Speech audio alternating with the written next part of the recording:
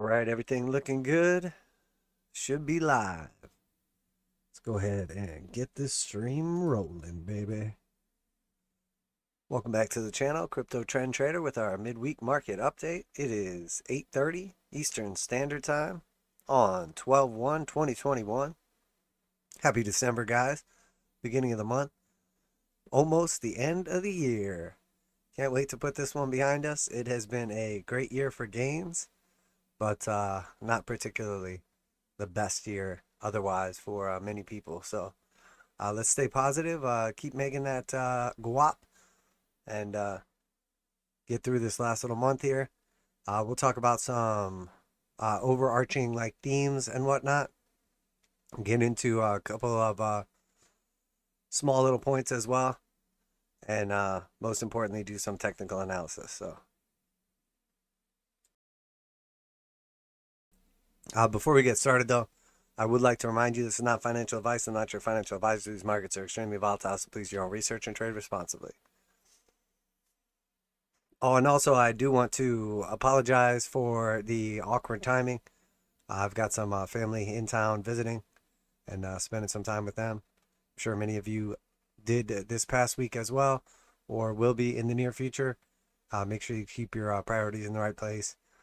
Don't let like politics or whatever get in the way, and enjoy the most important things in life, which is obviously family and friends. So there's been a lot of movement in the markets lately, quite a bit going on here. We've seen a decent little pump up in Ethereum, and potential breakout of that Bitcoin Ethereum chart. Gold and silver basically doing nothing. Stock market showing some extreme weakness. But as I'm sure you noticed, that was no surprise because we've been watching the VIX volatility index, and it was screaming breakout. So we will get into that first.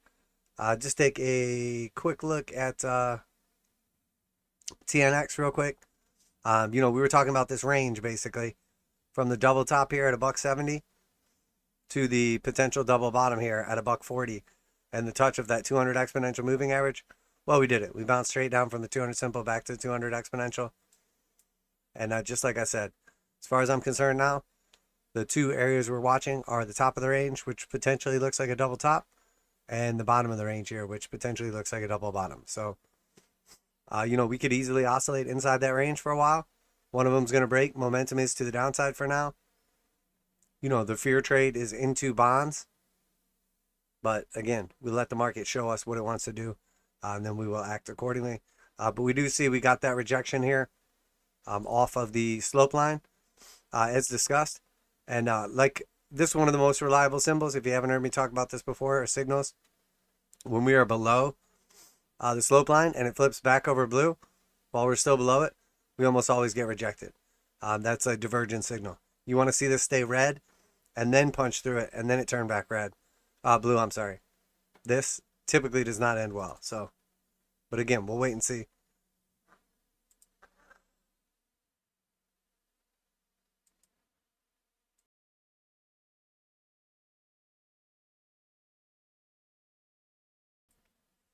We are obviously very much seeing the inverse here on TLT with the end of the month.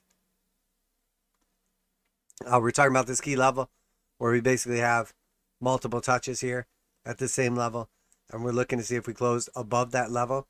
Let's switch over. So here on the daily, obviously looks bullish. On the weekly, we have confirmed and closed above the previous closes.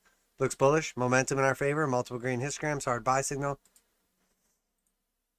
And finally, on the monthly, looks like we have crossed the 821 back to the upside successfully. Hard buy signal. Multiple green histograms. This is different than what we just talked about.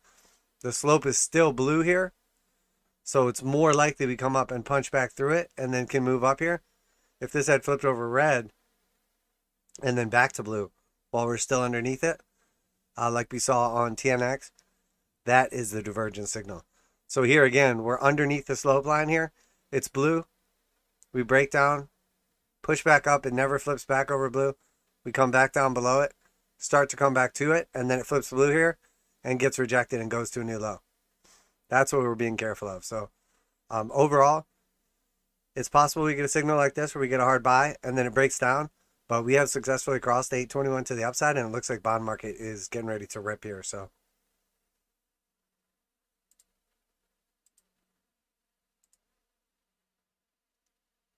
but most importantly, let's talk about the VIX. All right, so why is it so important?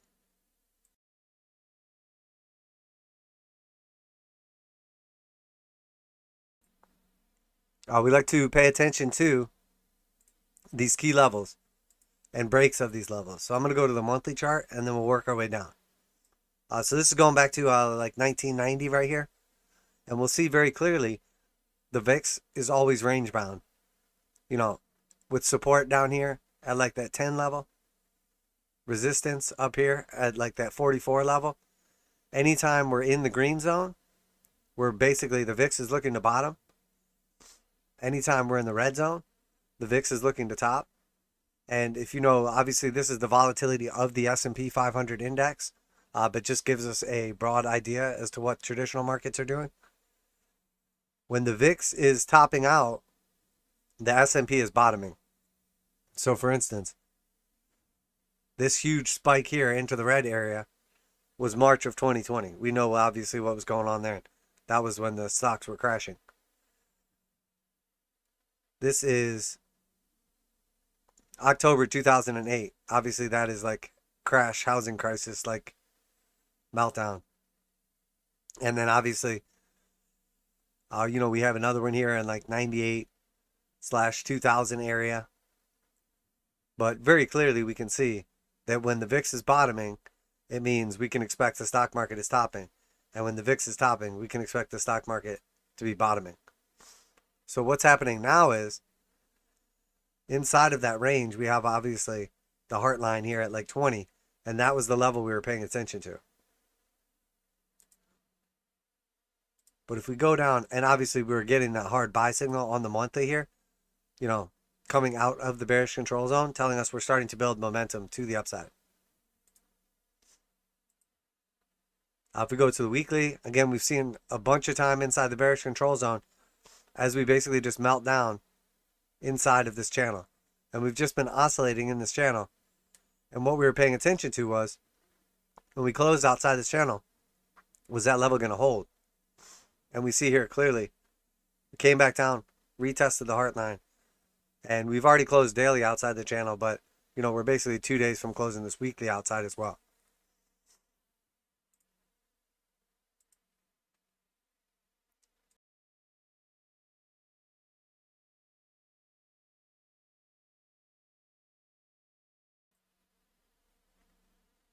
And then here on the daily, you know, we've held this level on the daily. We now have a big green candle that is closed outside of this range, which was very much respected this entire time. We have not had a close outside the range. We see clear resistance at the heart line. Put in this bottoming pattern here. Burst through the heart line here. Burst through the heart line here. And now we're outside the resistance. So what would we expect? Well, a potential measure move of the channel to the upside now. Follow through and completion of that measure move. So if we just take our drawing tool, move it up here, where does that take us to? Well, it takes us roughly to the bullish area, or like the topping area. Typically the VIX moves fast, sharply, and doesn't last.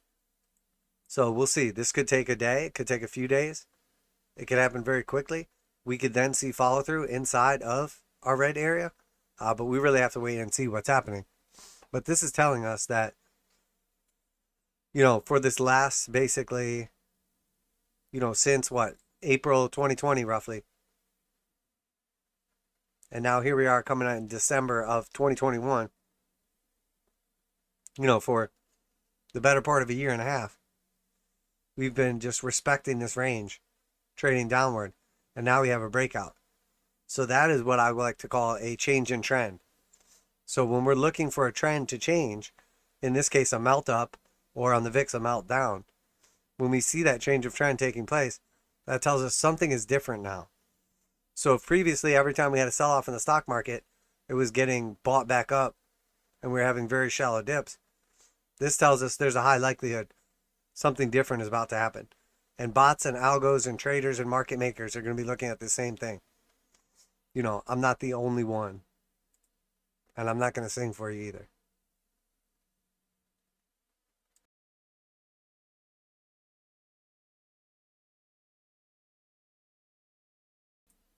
All right, so next we're going to take a look at oil.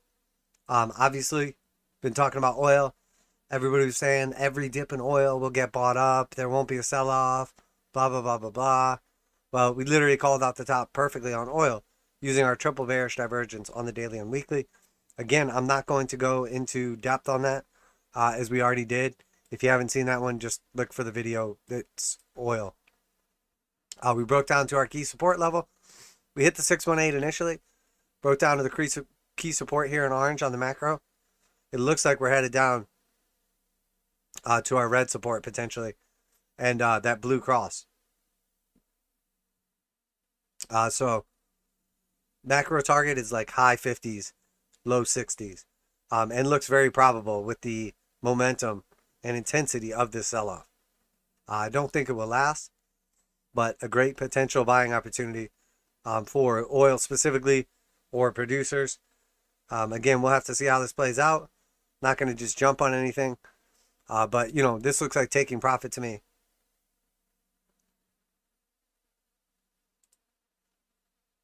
All right, so now for the juicy stuff. So obviously the Dow Jones, we've got our macro chart here. We're going to zoom in here on the daily. And we have not only met our target here of the red support line, but also the 200 simple and 200 exponential, which is exactly where we stopped. So we've perfectly tagged the support area where we were expecting. Currently inside the bearish control zone, just now flipping the slope line over red. Why is this happening? Well, probably that bearish divergence on the weekly that we've been pointing out. So where is the further target to downside? I would expect at least temporary support where we're at right now. But it's possible we just start blowing through these. But we have that key support, which is our yellow descending trend line and our purple previously resistance, now support trend line at 31,500 and 47 if you want to be a stickler about it. But again, we talked about this in the last video. A high, a lower high, a lower high, a high, a higher high, a higher high. Triple bearish divergence on our weekly time frame. Obviously getting some nice follow through now. And then most importantly here, you know, we have taken out the low of the previous pullback. So here we had a low, here we had a higher low. That's good. That's what you want to see. So when we took out this higher low now we have a lower low. So now we're potentially starting into a nice retracement or downtrend. So we have to be very careful that we are going to get continuation. The hard sell signal we were talking about left the bullish control zone and a very clear rejection, red slope line.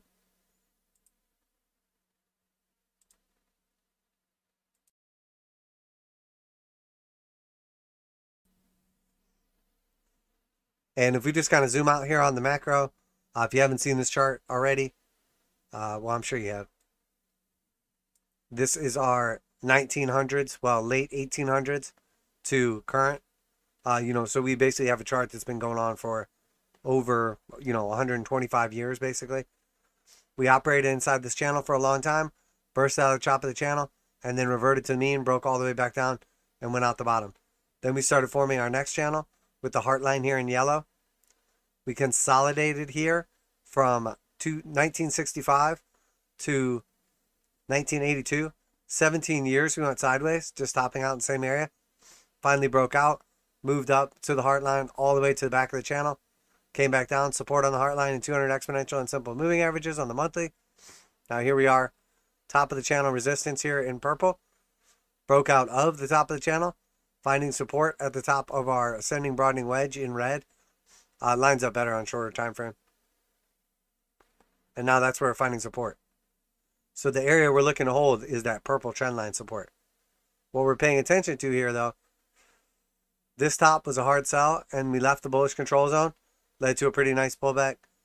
You know, obviously a push back up and then another pullback. Here, sold out of the bullish control zone, hard sell. That was our March capitulation. Here we're selling out of the bullish control zone and getting a hard sell. So we have to be very careful we don't see a large aggressive sell-off coming. If we do, I could easily see us back in the high 28,000s, 28,650. But let's not get ahead of ourselves. One of the first signs I look for topping is once we take out like a large green candle or string of green candles. So depending how we close this week, obviously we've already closed the month. And we're at the start of the new month. But at this point in time, basically where we're at right now, we have wiped out basically 1, 2, 3, 4, 5, 6. We've wiped out the last 7 months of gains in the Dow Jones. That's obviously not good. Showing some serious weakness. Now here we wiped out a few months in a row and then immediately bullishly engulfed. So there's still hope. I don't want to get overly bearish. But we have been seeing warning signs for a while, and now the warning signs are playing out. So we got to really let the market tell us what's going on here.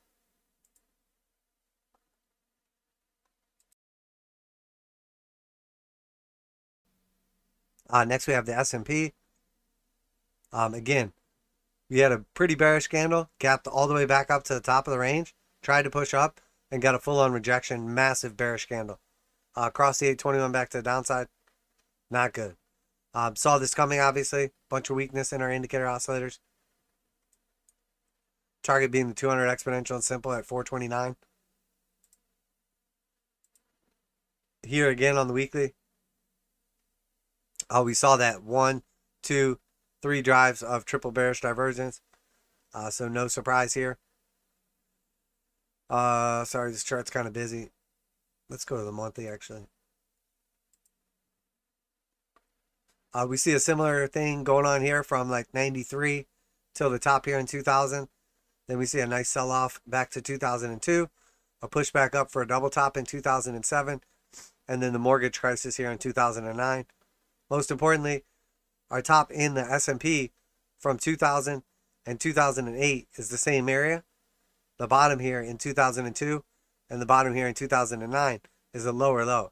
So we have to be careful we don't get a crazy situation like that. But since then, we've been oscillating inside this range here, this green channel.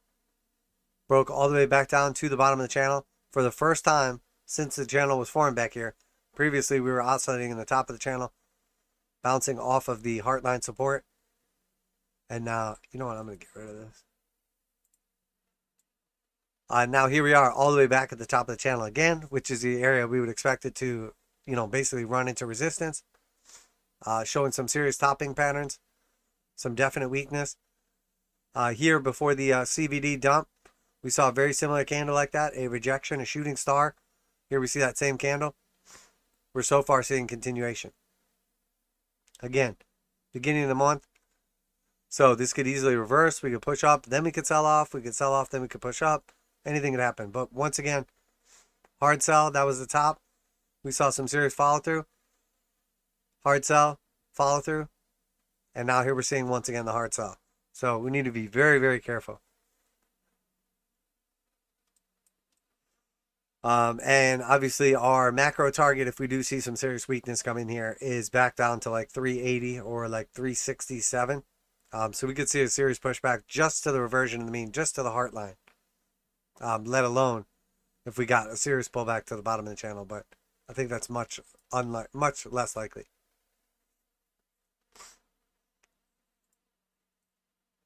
Next we have the NASDAQ. Spoke obviously about this.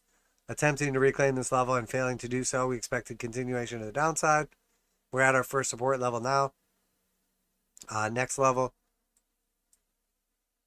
is orange 14,655. After that, we have the red breakout resistance that we had act as support multiple times. That should hold at least temporarily at 14,144. Momentum to the downside. Very powerful red candle. And obviously we have 200 exponential and simple here. But again, once we see that 200 simple cross above the 200 exponential, we know we're running out of steam and potentially topping out. We're close to flipping that back over. We would expect this area to act as support. But this cluster right here is the main area we'll be looking for. It's a little larger than what I like to normally look at, but we're looking for basically support around that area to hold. And then again, let's just look at the monthly because we are beginning December here. Once again, every time we've seen left the bullish control zone with a hard sell signal, we've seen a pretty beefy sell-off. That was the COVID dump, and now here we're getting that beefy sell-off. So the likelihood that we get some kind of continuation, roughly 20+% pullback, 20, 22, 18, 22, and 32. So let's say we get a little over 20% pullback roughly. Where's that going to put us? Somewhere back around like that 12,400 range. So we're seeing now we have 3 red histograms in a row with only 1 green one. So we're seeing the trend flipping over. Everybody knows 2 red histograms is a signal that the market is potentially topping out, or at least like ready to retrace. And then obviously we have left the bullish control zone. See that hard sell print and, potential topping candle on the weekly and monthly and obviously daily as well. So, and the old Russell. Oh man, Russell is our bitch.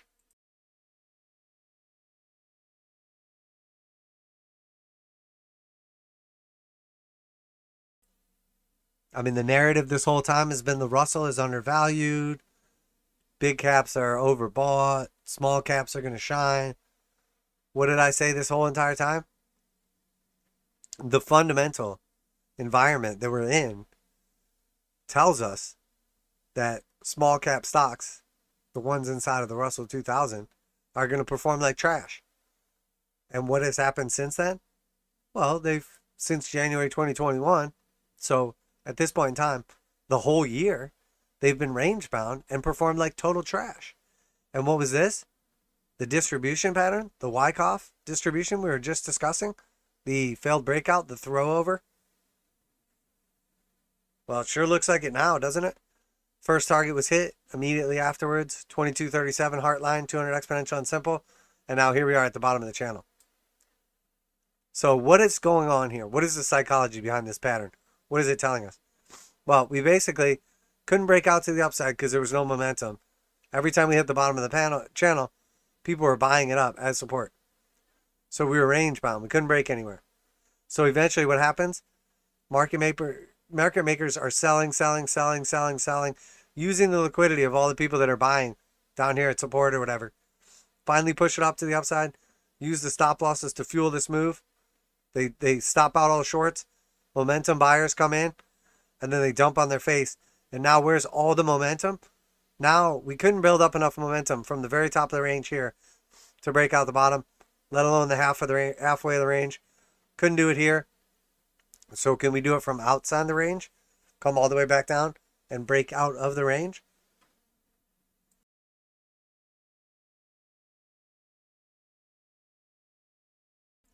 Well, very often, very common for this to happen. And then we do, in fact, break down from there. So now we're really looking at this measured move. And this measured move is obviously just the width of the channel. So again, I would expect some kind of bounce right here. Potentially a rejection off the heart line. But we could just as easily just see this thing roll over. I mean, the Russell has basically just been stagnating. And at this point in time, someone has snuck into the hospital room where the Russell was in a coma, slit the Russell's throat. It jumped up out of bed, bleeding horribly. And then now, it is just dying. So what's likely to happen now? Well, probably going to go the distance. And by go the distance, I mean to the downside. It's dead. It just doesn't know it yet. I mean, there's no surprise here. We're seeing all kinds of stocks just getting absolutely destroyed. Tech stocks, small caps, all kind of stuff. So this is no surprise. This market has been held up by 2 things. Options speculation and, blue chip tech stocks, basically. A couple very large market cap heavyweight tech stocks. A couple of meme stocks in this case, too. But this looks absolutely terrible. And matter of fact, we have actually confirmed the way I do things. I can't speak for anyone else. It's up for everybody to, have their own metrics, etc. But as far as I'm concerned, we have flipped the 200 simple over red. We have flipped the 200 exponential over red. That is a bear market, ladies and gentlemen. The Russell is in a bear market. We have officially entered bear market territory. We're in the bearish control zone. And once again, what do we see back here? We see the 200 simple cross above the 200 exponential, telling us we have lost momentum and this trend is topping out. There's no reason for anyone to be caught off guard by any of this situation. The same way we saw a breakdown here. What do we see, and why is this the best indicator ever created, in my opinion? Well, we see right here the same thing, the same signature.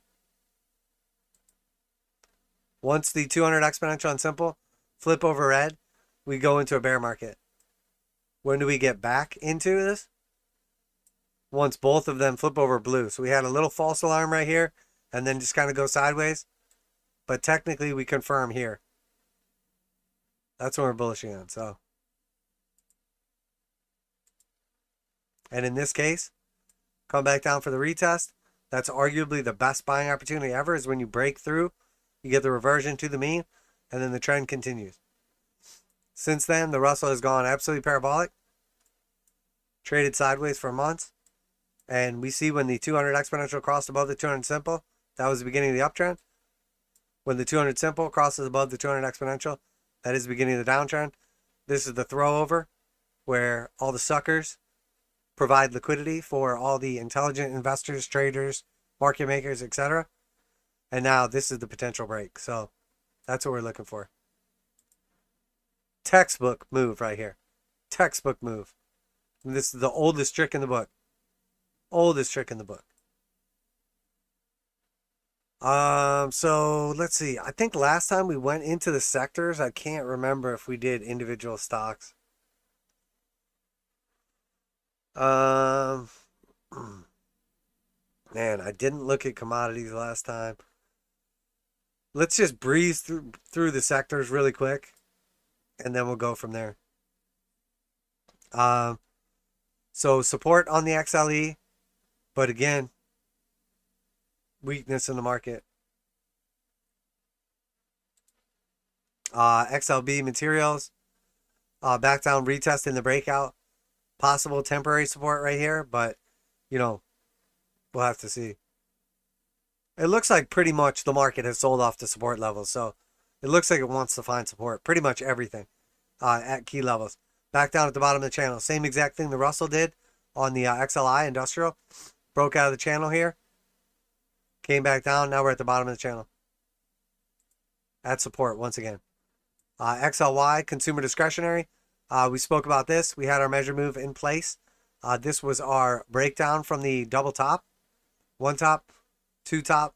Here comes the big drop. And obviously, if I just move this to the side, we can see, a large portion of that move is already broken out. But we have broken down from the neckline. So this is just our measure move from the top to the neckline. And we would expect that to take us back down to support. So it looks like the consumer discretionary is going to want to bring us back down to like 190.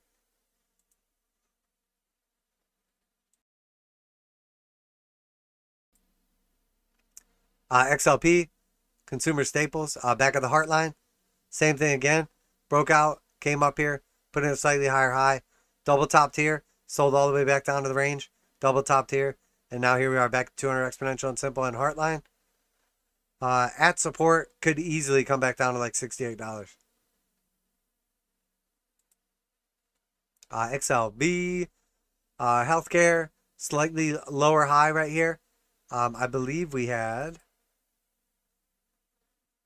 yeah, depending how you look at these and probably what time frame, we see some bearish divergence between the tops. Obviously took more energy to go less high, unsustainable. And now here we come back down.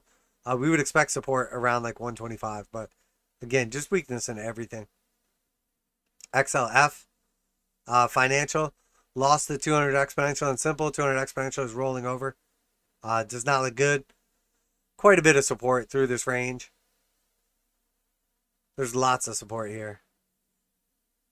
But the real support is way down here at 35 bucks. Do we get there? Well, we'll have to wait and see. But, obviously at this point in time, some of these are looking much weaker than others, but everything is pointing down, but possibly a temporary little bounce. But at this point in time, we're seeing any bounce looking like a potential selling opportunity, in my opinion.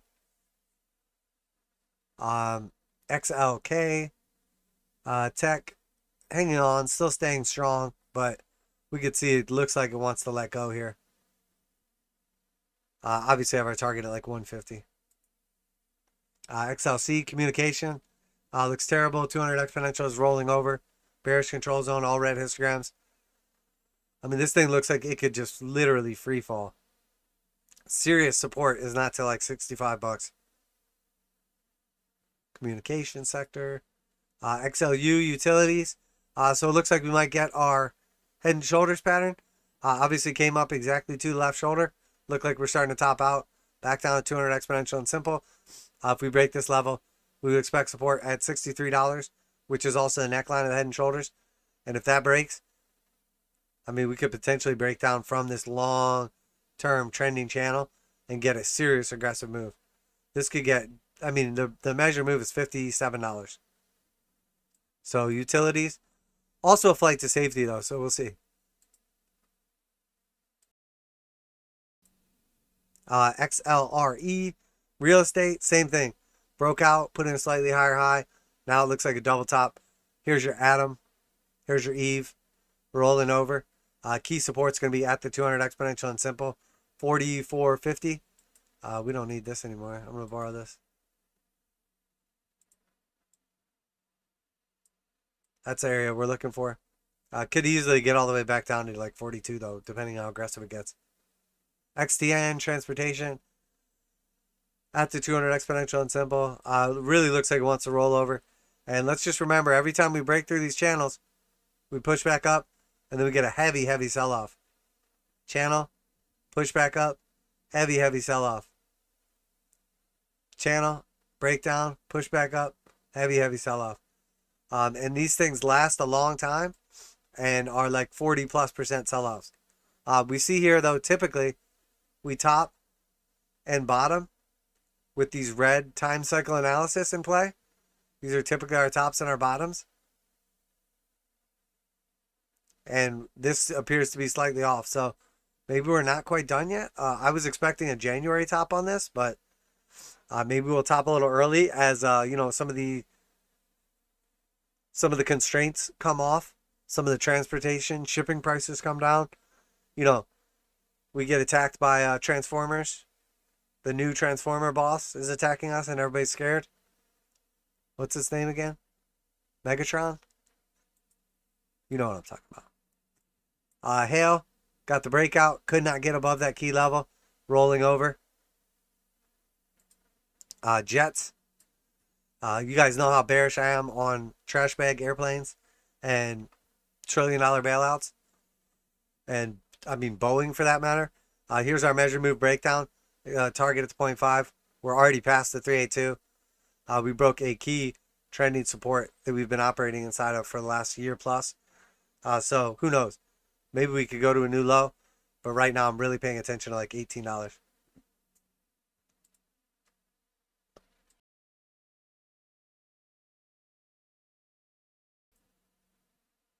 Next we have UPS at support, 200 exponential and simple. Again, I would expect this to top out towards the end of year, but I mean, this is do or die. This is a very, very key support. I mean, if we just look at this level, that was where we gapped up to. That was the support right here. We broke down from it. We're right back at it now. So we'll have to see here. Very key support though. The next level would be back down here, closer to like the lows / previous highs, like 175. But I expect at least something to happen here. Some kind of bounce. FTX, the old FedEx. I mean, bear market, 200 exponential and simple, retest, failed. Looks like it's headed back down here to our target at 180 roughly.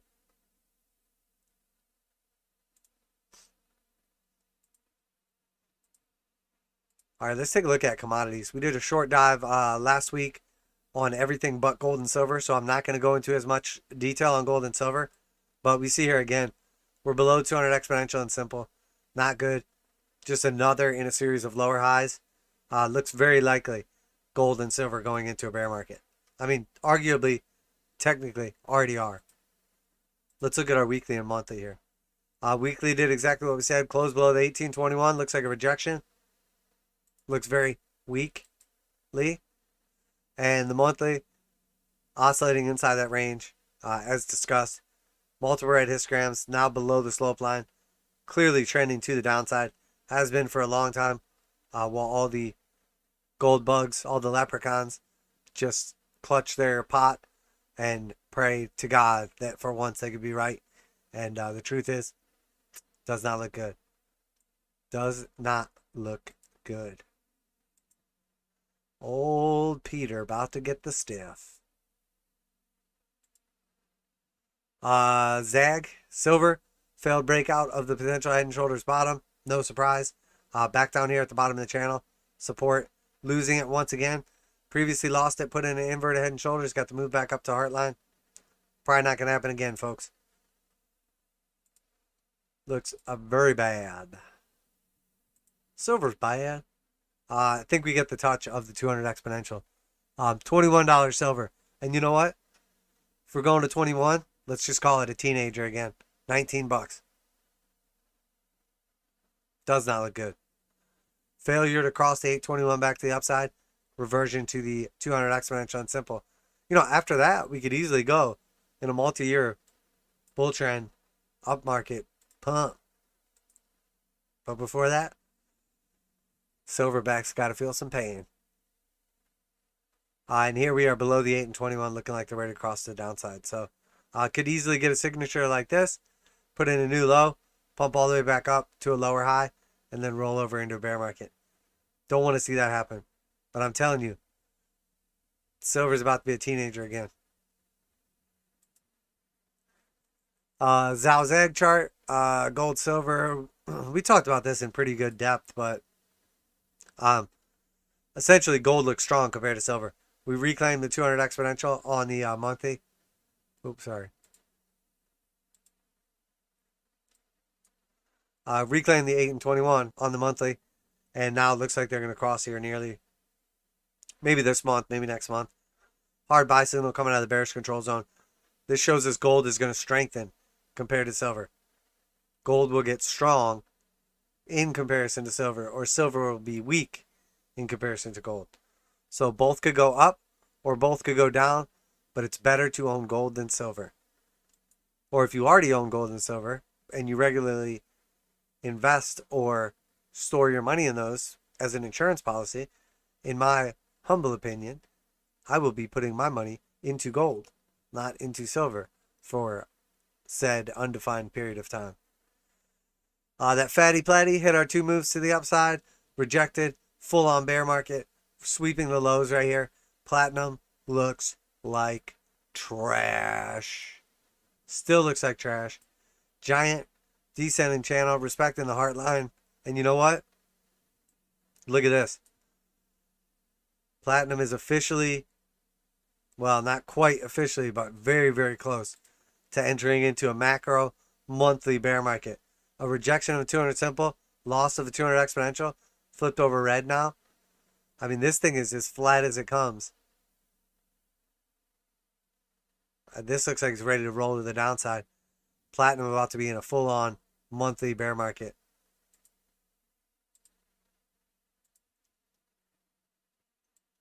First Majestic, bear market rejection off 200 exponential and simple. Silver Juniors, bear market off the 200 exponential and simple. GDXJ, gold junior miners. Once again, exactly what we spoke about. Tried to break out of that channel. Couldn't hold it. All the way back to the bottom of the channel. Tried to break out of the channel. Couldn't hold it. Bear market officially 200 exponential and simple, rolling over to the downside. Already back down to heartline. This probably goes to new lows, $36. Copper broke down from our key channel right here, hit our beautiful measured move breakout to the T, all the way to the top of the range. That was off of our bottoming pattern. I can't really see it very well on this, but basically double bottom, Adam and Eve, neckline at $20, ran all the way up, got the measure move from the bottom of the range to the top of the range. This TA stuff really works. What? And just like that, topped out perfectly at our 1.618 Fibonacci extension target. Wait a minute, I'm seeing some confluence, which also lined up at the top of the channel we were trading in. Broke down from the channel. I expect us to enter the blue box down here at $24 and eventually a potential measure move or green box retest of the breakout level at like $21.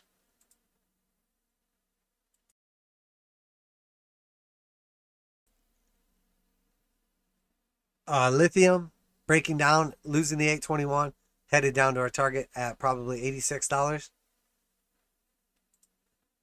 Hydrogen, had a nice little breakout all the way back down, back into our range again.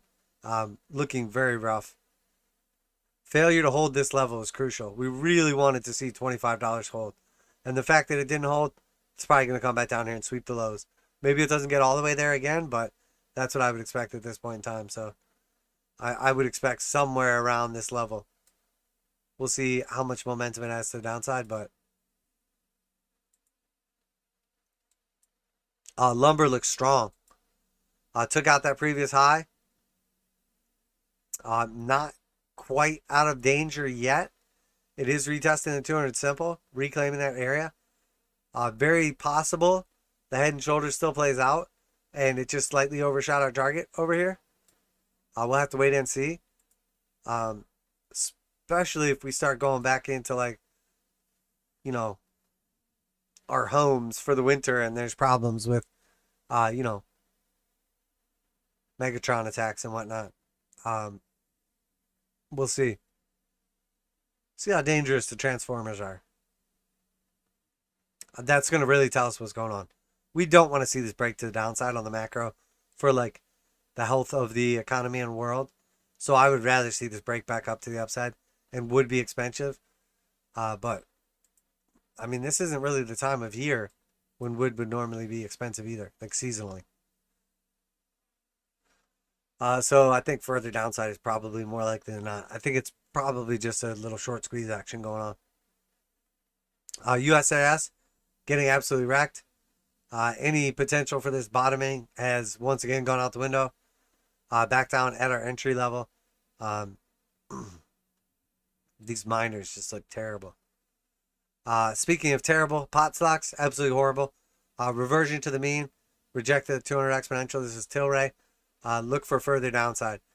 We've got a couple levels along the way, but I mean, this was the key area to hold. This was our 4 for a potential 5-wave structure. This thing is officially back in a bear market. The same bear market it's lived in forever, with the exception of, a couple months here. ACB, already sweeping the lows. Not a lot of support at this point in time, so probably headed down to like $4. I mean, this thing has just gotten wrecked. And it's probably going to continue getting wrecked. I talked about these pot stocks and junior miners, and what did I say? I'm not confident these things have bottomed yet. And if ever there was a time to say, I'm not confident these things have bottomed yet, now is the time. These are the weakest stocks in a parabolic asset market. These things have completely underperformed, for essentially the last 3, almost 4 years at this point in time. So they're probably just going to get absolutely crushed. If you've been holding on to these things, I mean, this is CCG. This is a gigantic Adam and Eve topping pattern. I mean, this thing is brutal. Absolutely brutal. Could this area hold and holds the support and everything's gravy? Sure, it 100% could. But if it doesn't, this is about to get so nasty. That's our eve. You know, rounding top. And then we see here a pointy sharp top. You know, an inverted B. A B. It's a B. It's a bumblebee. An inverted B. And I mean, you can't even do a measure move on this because we're on log scale. Because the measure move would take you to like negative probably. Yeah, the measure move goes into the center of the earth. So we can't actually use that. But there's not a lot of support. I mean, I would expect somewhere. I mean, this thing could easily just get absolutely wrecked. I think like $5 would be the key area to look for if this area breaks. If it doesn't break, you know, there's an opportunity maybe. But if it breaks, I mean, man, these things look terrible. So we spoke about the uranium stocks a million times and how they were probably topping out. URA, triple bearish divergence on URA Global X Uranium ETF. Ascending wedge, bearish pattern as well. Breakdown, target is down here at 21. Yeah, looks like it's headed back down to $21, $22. UEC, same thing. You know, invalidated the bearish divergence with this push up right here, but could not hold the level after the breakout. Ascending wedge, throw over or failed breakout, coming back down to like $3. No surprise. URNM, bearish divergence, ascending triangle, break, measure move to the 200 exponential and simple, $69. So much bearish divergence in these markets. And I literally have not heard anyone else talk about bearish divergence in months. I have not heard anyone talk about bearish divergence in months. Yep, that's the one. CCJ, triple bearish divergence, break, measure move. Wait a minute, why is this green? It's supposed to be red, idiot. There it is. You know, potentially at the initial support area, but I really expect 20, possibly as low as $17 on this. I would expect 20. Uranium's been pretty bullish for a while. Caterpillar failed to reclaim the 200 simple, breaking back down, officially in a bear market now. 200 exponential and simple have both rolled over. You know, they are officially pink and red accordingly at support. Once we broke down from this ascending channel wedge deal, this does not look good. And now we're going into a bear market. But the infrastructure package, well. John Deere, slightly better, still hanging on. Range bound between the 200 exponential and simple. Does not look particularly good. Key support at 323. Key resistance at 385. Until then, just range bound. Trading in some kind of weird little wedge. It's got a wedgie for sure. AM, Antero Midstream Corporation, broke down below the 200 exponential and simple. Doesn't look good. Go figure. At support. So we could see a temporary bounce here. But that is donezo. Cemex, still trading inside of another descending channel. Once again, bear market. Absolutely terrible. It's at the 236, finally confirmed that it has potentially topped out here. Next target is $4.64.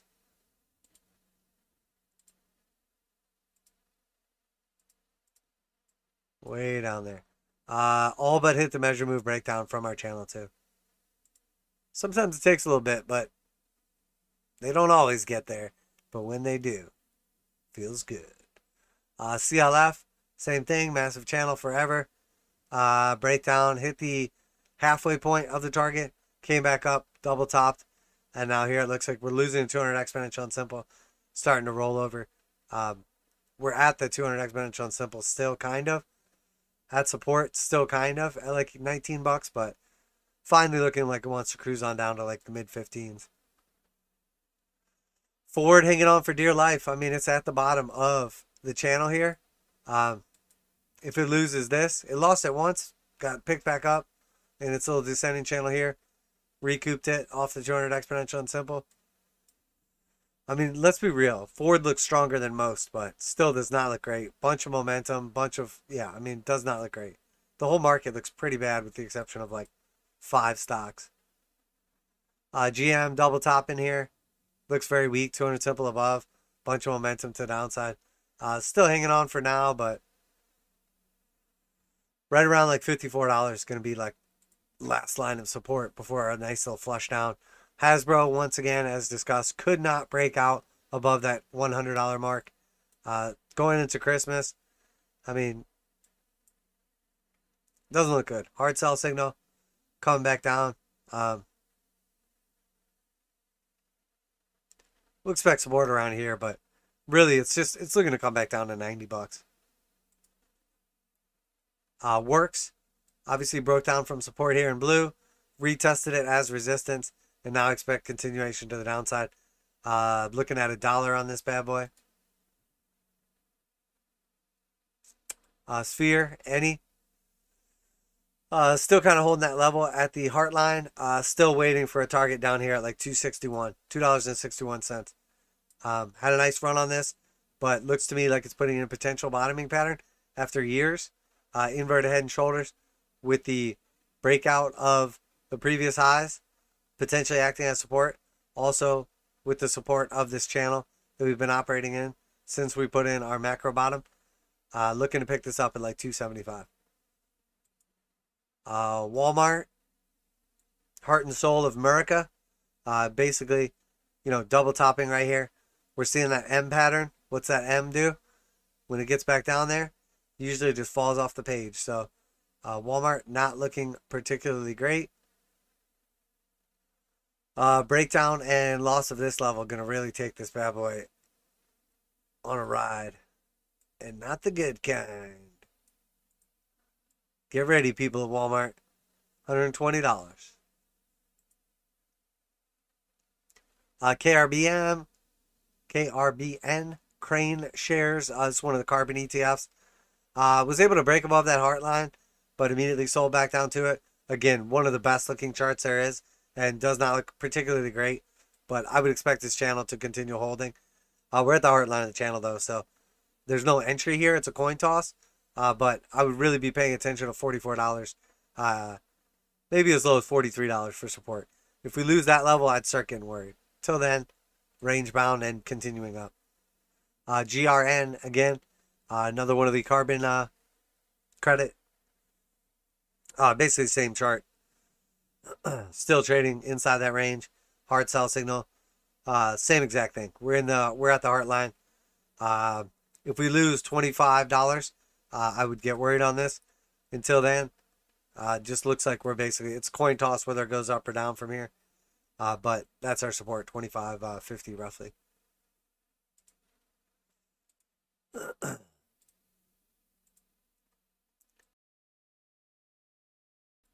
Let me grab a drink really quick, like 2 seconds.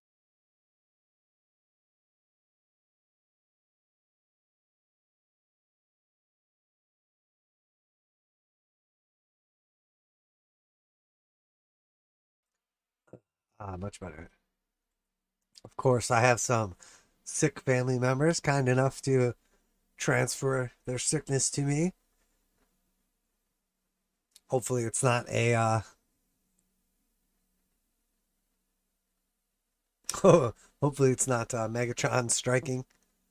But we all know that I have weathered the previous attacks of the Decepticons. And while it was unpleasant, it only makes me stronger. And now with the blade of Optimus Prime, I will battle the Decepticons. So crypto. If you're just tuning in, I'd like to remind you it's not financial advice. I'm not your financial advisor. These markets are extremely volatile. Please do your own research. Trade responsibly. Daily has been unable. This is a Bitcoin futures chart. Unable to reclaim the 821 across the downside. Could easily get a move like this, but we have to be careful of a move like this. This was a 60+% sell-off. Do not want to see that. Do not want to see that. I've been talking about how this looked very bad to me. The fact that we took out the all-time high and have not moved at all to the upside. Spoke specifically about the structure and structure analysis of this and how this essentially just looked like an expanding flat to me, which is not really going to get into it right now. But essentially, we have like an A, B, C pattern sell-off from an all-time high. That forms the A of our correction wave. Then we have an A, B, C pattern of the B of the correction wave. The B takes out the previous all-time high of the Elliott wave structure, 5-wave top. So now we have a higher high. And then we then go into a 5-wave structure back to the downside. So something like an A, B, C, D, E, or 1, 2, 3, 4, and then 5, new low. And that's how we get to $18,000 and everyone gets liquidated. Does it have to happen? No. Is it starting to look more and more likely? Well, you decide. Hard buy signal, rejection, does not look good. Bunch of green histograms, trying to build up strength. This is a Bitstamp chart. At this point in time, it looks very likely. I mean, we front ran this top right here. Everybody figured it was going to retest that top, and then we front ran it by a couple bucks pretty aggressively. We're probably coming down to there. And the fact that we front ran it last time means we're probably going to overshoot it. So in all reality, I mean, I would expect $50,000 and the 200 exponential to act as support. It's trying to build momentum to the upside, but this has been bearish move down with almost no actual strength since we broke down from here. And now we're in the bearish control zone. We're getting the hard buy signal. We're building up momentum and the price isn't going anywhere. So is this just a bearish reset before we get continuation? The indicator oscillators are just cooling off so we can get further move to the downside. Looks likely. 50 grand and 46 grand. 50,000 and 46,000. Really paying attention to those levels. Let's look at the monthly on this. Doesn't look great. Doesn't look terrible. But definitely looks kind of weak. And the potential for, depending what happens here, if this starts to roll over, we're going to see some monthly bearish divergence, which is not good. A little early to tell, though. But we 100% have. Again, pay attention to this bearish divergence and how no one else is talking about it. I'm sure a while from now, once we sold off like 30%, everybody will be like, and here there was clear bearish divergence. And we pointed it out in our heads without telling anyone because we only just now saw it. Not me, though. So here is the top. Here is a lower high, much, much lower high. Hard sell signal, exit of the bullish control zone. And again, here we see a high. We see a higher high, clear bearish divergence. On the TJD TDMACD, clear bearish divergence. Also, if you're going to use these indicators, which are free, obviously, and many, many people do use them, and I highly recommend it. If you're going to use them, don't change the settings. I mean, you can do whatever you want, but I have literally spent tens in, at this point in time, if you count all the different assets over all the different time periods and all the different years of using them, hundreds of thousands of hours fine-tuning these settings. So while you might have your own personal settings that you like, there's a reason that these work so well with the settings that I use for them and in almost all markets. So I highly recommend you just backtest the settings that I use and see how they work.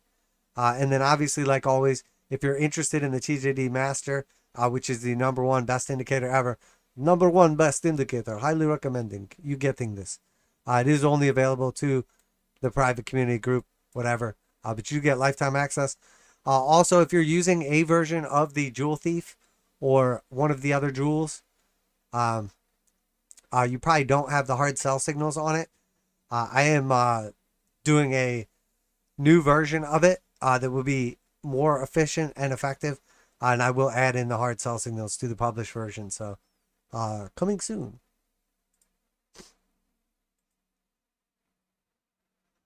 All right, that's the old shitty bitty. Here's our traditional indicators: stochastics, RSI, and MACD. Stochastics looking weak but still bullish. RSI neutral, and MACD. Again, we're seeing a bunch of red histograms, but slowly moving to the upside. Looks like we're about to get the cross. We could get a little false cross like this, but typically when we get the cross from this level, we see continuation. So the traditional MACD actually is acting like it wants to go bullish on the daily. On the weekly, it is rolling over and about to go negative, about to cross the downside. Stochastics crossing to the downside. Clear bearish divergence. Bearish divergence between the previous high and these highs. Lots and lots of weekly bearish divergence. And once again, monthly bearish divergence. Monthly bearish divergence. Monthly bearish divergence. So we saw one strong histogram on the MACD after a bunch of weak ones, one strong one, and now a couple weak ones. And we put a new all-time high. I mean, Bitcoin looks like it is topping out. Like topping out. Like end of cycle topping out. Like goodbye for a year bear market topping out. Ethereum pushing back up here. It's been looking strong lately. Couldn't get back above the all-time high.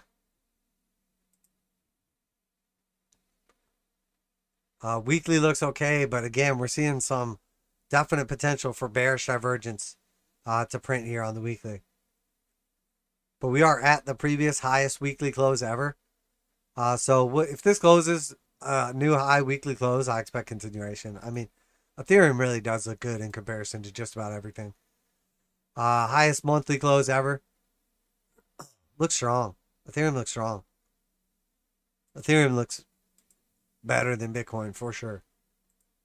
The ETH Bitcoin chart. We are all but confirming. Well, this looks like a rejection candle. That's not good. And we failed to close where we wanted to close. We were looking to close above this. 8.08. And we failed to close above it. We sold off literally right below it. That's not cool. So this looks like now a weekly or daily, double top on the Ethereum market, Ethereum 2 Bitcoin price. If we look at the, that's not all-time high. Cycle high is what I should have said there. That's my apologies. All-time high on price, cycle high on ratio. The weekly has not closed yet, but looks good. The monthly is a new cycle high. So, yeah, Ethereum looks way better than Bitcoin does, honestly. Way better. And then when you look at Ethereum compared to Bitcoin, it actually looks pretty good.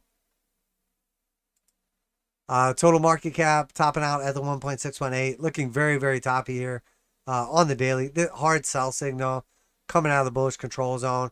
Multiple red histograms. Looks like about to lose the blue slope line. Clear bearish divergence on the weekly. Again. So many warning signs.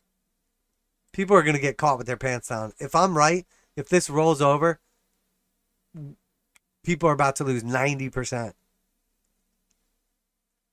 on all these trash bag coins. So again, time to protect yourself.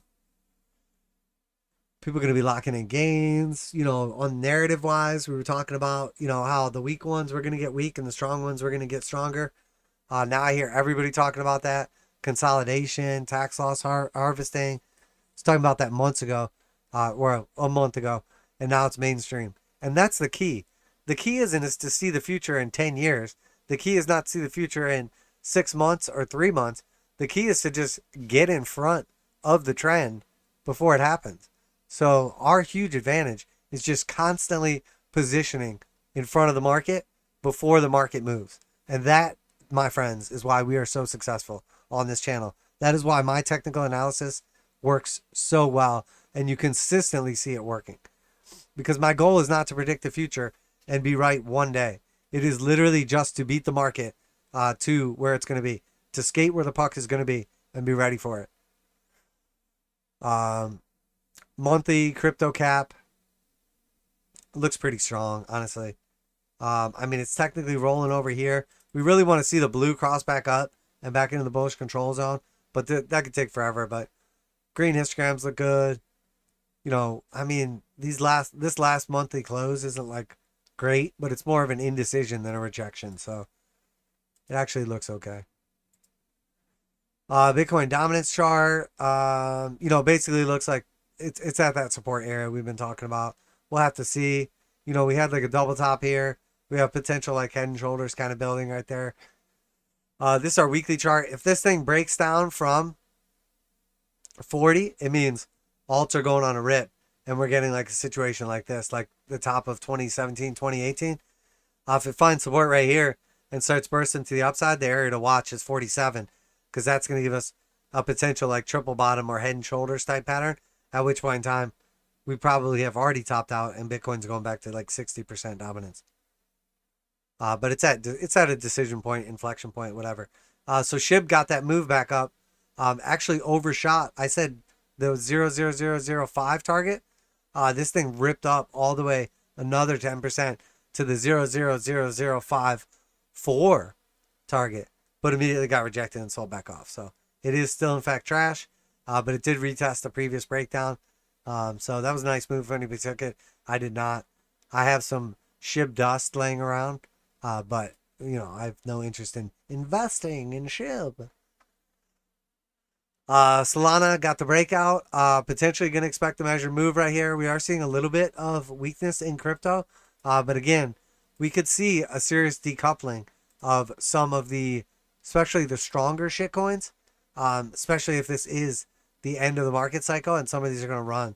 So again, we could easily see Solana hitting like 250, 254, something like that. Hard buy, multiple green histograms, and it broke a clear descending resistance or channel. You know, I mean, 821 crossing back to the upside. 215 is a buying opportunity, in my opinion, if we get there. Avalanche basically found support at 21, came back up, so far lower high. Seeing quite a bit of weakness. Doesn't look particularly great. Its time was short, but it was nice while it lasted. XRP, wow. Pathetic. Finish him. Fatality. XRP looks like it's about to fall off a cliff. Hard buy signal, a couple green histograms. I mean, it's officially in a bear market, ladies and gentlemen, for the first time. I mean, oh man. Broke down from our channel. Potential measure move back down here to like 70 cents. But if we look in here real close, we flashed the red here for a second, reclaimed it, got rejected, and now we're seeing red again. XRP is officially in a daily bear market. Man, what a terrible cryptocurrency. The only thing worse than XRP is Dash. And the only thing worse than Dash is BitConnect. But at least it has that catchy little BitConnect. Chainlink breaking down from key support. Bear market below the 200 exponential and simple. Trying to get a hard buy signal. Some of these cryptos are trying to do something, but there's too much dilution. There's too many trash bag garbage projects and not enough money. So these things can't rally. And when they do, it's just long enough to get people into them and then it fails. Speaking of, wait, no, I was talking about terrible things. Speaking of something good and one of the actual cryptos that actually did something, here's Matic and the beautiful, beautiful Matic trade that we had. Up over 30-something%. Got the retest of the 786. A daily close above this level. It's going to look big and thick and juicy, ladies and gentlemen. The majority of the measured move has been hit. We're almost there. Matic giving us that thunder. Basically bouncing the bottom support range. Moving all the way up to the top here. Showing us that technical analysis is the shit.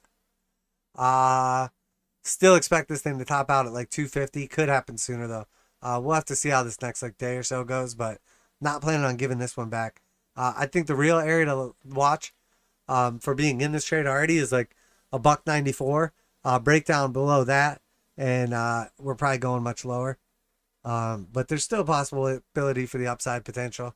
But eventually, let's remember, you know, downtrend, ascending channel or wedge, eventually the break is typically to the downside. So we could even get a throw over, push to the upside, but I do expect this to violate and come back down much, much lower. So I do not want to get holding the bag on Matic. But honestly, you know, of all the cryptos, I do talk a lot of shit, but like Polygon, Matic, pretty solid project. Not that that matters. No one cares about fundamentals or projects or anything useful. We just care about rampant speculation. Polka dot technically has broken out to the upside of our descending channel. Potential measure move, somewhere between like 43 and 47. Bouncing the 200 exponential. I mean, I don't know if we're going to get it, guys. It looks like it wants to bounce up here, though. I mean, the trade setup looks like it wants to go. I guess this could be a nice buying opportunity for a quick little scalp. Let's see what we got here. Close below this previous low right here. I don't want to be involved in it. Oh, that's actually a pretty nice trade setup. So 5.7 stop loss percent. Setting my stop at, hang on, let me put that on my notes. Setting my stop at like 34.50 on a daily close below that, or alternatively even like a 4 hour, depending if we look at the chart. I can tell you more accurately, but if we take out our close on the daily, that's what I'm looking for. Below that, 5.7%. Target to the upside is the measure move of the channel. Depending how you measure that channel, a conservative target would be $43.62. A aggressive target would be 46.46. But that is a 20% move to the upside, 5.7% stop loss, 3.4 to 1 risk reward. So we flip the coin. If we're right, we get $3.40 for every dollar that we would potentially lose. So do that enough times, and it's winner chicken dinner time, motherfuckers. Hard buy signal, a bunch of green histograms, and the break of a key resistance. We'll probably run into some resistance on the way up at about 41.75, but could even get as high as like $50. This looks pretty juicy. This could be our winner of the week. Crypto of the week. BAT has obviously been crushing it. Obviously took profits on the BAT trade as discussed. And for the first time in a long time, I don't have any BAT. Well, I mean, I'm sure I have some dust somewhere, but yeah, pretty wild. This thing has done quite well, though. Traded very, very technically. We'll see where it goes from here. But as far as I'm concerned, this looks like the completion, potentially, of a 5-wave structure. It's possible we push back up here and get slightly above $2, but I'm not going to chase pennies in front of a steamroller or pick up, nickels in front of a train, whatever. Insert your analogy here. This thing could very easily come back down to like 80-something cents. The retest of this green support line and also the 200 exponential and simple. So there it is. The old bat-a-tat-tat. Uniswap out here looking like a hot peg of garbage. Straight trash. Trickety trash. Full on bear market. Straight up the worst crypto we've looked at today. Man. Hard buy signal coming out of the bearish control zone. Just can't do anything though. I mean, it did put in. Technically, we have a low, a higher low, and then a slightly higher low, or even same low right there.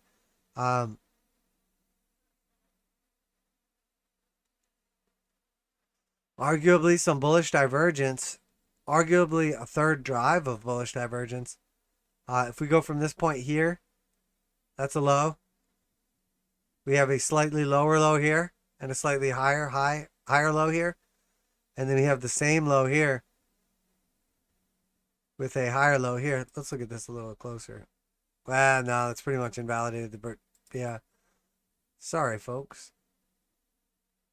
Well, arguably, you could argue that's 3 drives of bearish or bullish divergence. So maybe Uniswap does do something. Man,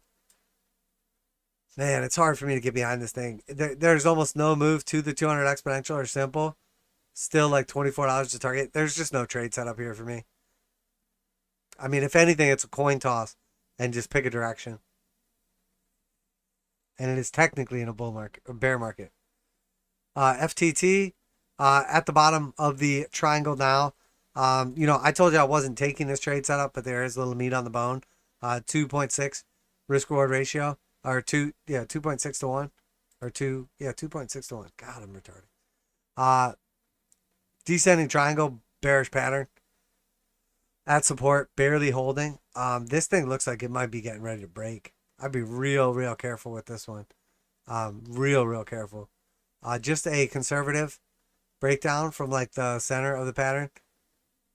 I mean, this thing potentially looking at like $26. And it's at like 50 now. So 50% drawdown. I'm a hodler. I've got diamond hands. But I don't have any money because my hands are made out of diamonds. ADA, Cardano.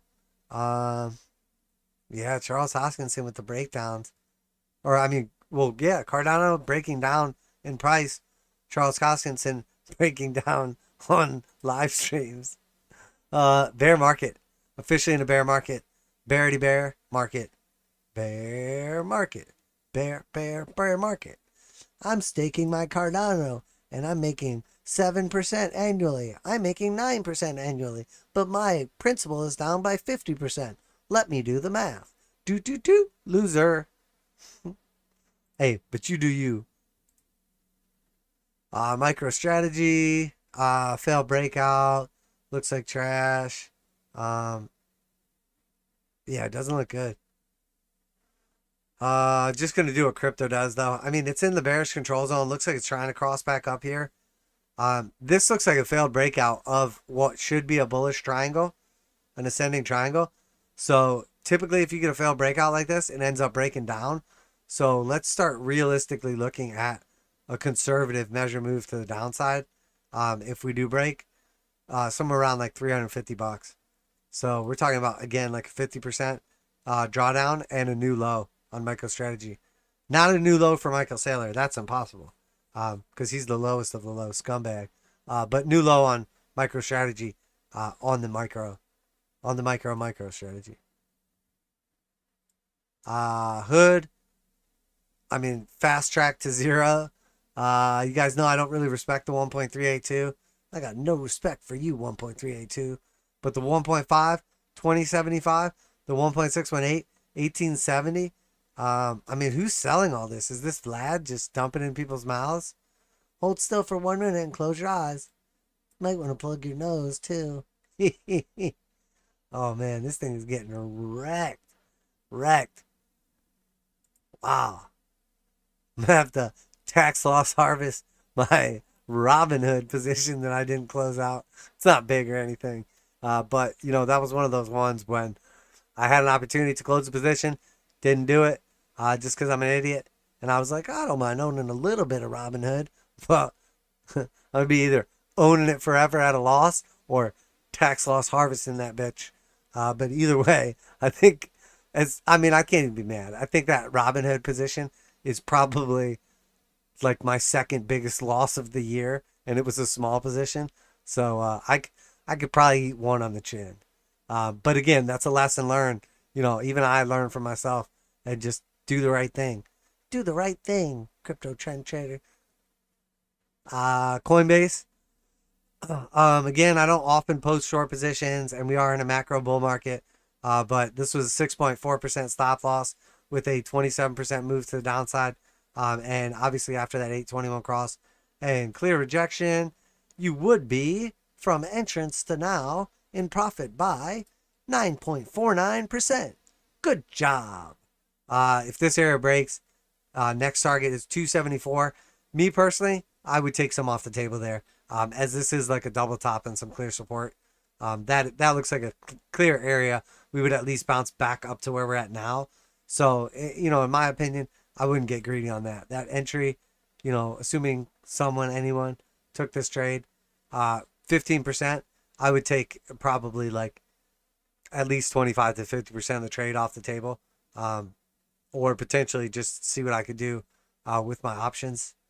I wouldn't get too greedy on this, but realistically, it probably does come back down here to like 237. The trade setup probably does play out, but again, it's always wise to lock in profits, in my opinion. Game stonkers, looking not so great, guys. You know, there was a strong argument for a potential, you know, short squeeze here. Break out of the pattern. This was obviously a very bearish candle rejection, and it underperformed the move. And we're right back where we started. And GameStop is still a terrible company, so I'd be real careful with this. especially if we just, I mean, a lot of people are new to the market, have been in stocks or crypto for 1 or 2 years. If we start seeing some serious losses, there's going to be a quick capitulation. Quick capitulation. Some people's accounts are going to go negative for the first time ever, and that is going to be an uncomfortable feeling. Let's talk about the biggest loser, AMC. So we spoke about this specifically, how we lost the key level, failed for a breakout, and this was just straight up trash. Failed to hold the 200 exponential on simple, and now we have officially put in a new low, even for AMC, which is a trash bag stock. This is a new low even for them. Sorry, I just wanted to say that. It's a new low for you, AMC. So at this point in time, are we looking at free fall? I mean, this thing gets cut in half, and when it does, it gets cut in half real quick.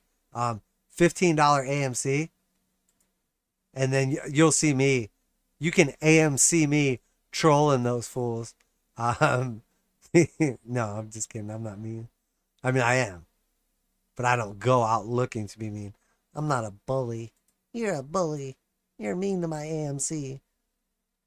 Mike, but the theaters, they're accepting SHIB. That's good, right?